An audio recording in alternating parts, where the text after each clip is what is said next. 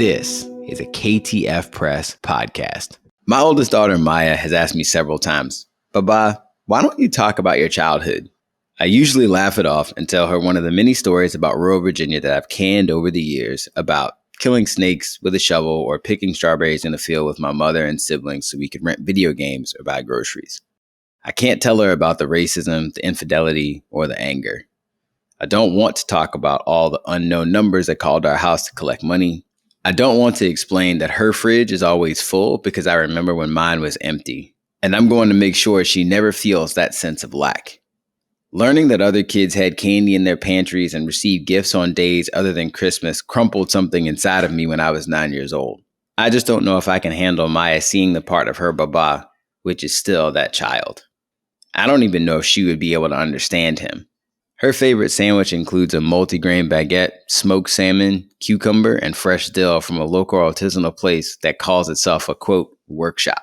I don't know how to explain to her what happens when you put a slice of American pasteurized processed cheese food between two pieces of Merita bread in a microwave. It is salty and for a short while, filling. I had that sandwich daily in my lunchbox for years with air pop popcorn. She's got pirate's booty in a reusable silicone lunch bag along with the rest of her carefully selected meal. She has never seen moldy bread in our house, let alone cut off the mold to eat the remainder. I've hidden the traumatic parts of my childhood from her. I've been afraid and ashamed, so I've shared shallowly. The depths are there. I just prefer to keep them hidden. But in therapy, I learned that emotional suppression prevents our feelings of joy and excitement just as much as those of pain and anguish. I can be shut off or I can be open. I cannot elect to feel only good feelings. I am either engaging with the wide spectrum of my emotions or compressing them to a narrow stoicism that stops me from truly connecting with my daughter because I am not connecting with myself. I became a performer for Maya, telling funny stories about country life instead of giving her the tools to engage all of her identity and heritage. I am trying to become less ashamed now, though I still have trouble journeying to the depths. I am not yet skilled enough at standing in solidarity with my younger, less financially fortunate self. But I know it's possible because my mama never hid who we were from me or from herself, and that was a beautiful gift.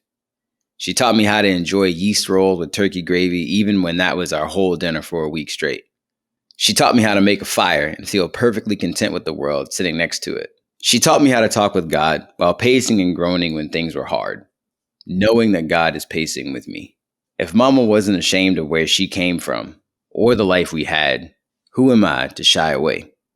I have always seen the difficulties and complexities of my background. Now I am trying to focus on its wealth. I had community in abundance, surrounded by people who loved me. I had fresh air. I had trees and wildlife that I could identify on my beautiful quarter-mile dirt road walks to the bus stop. I met the Jesus that got us through slavery, sharecropping, Jim Crow, and segregation.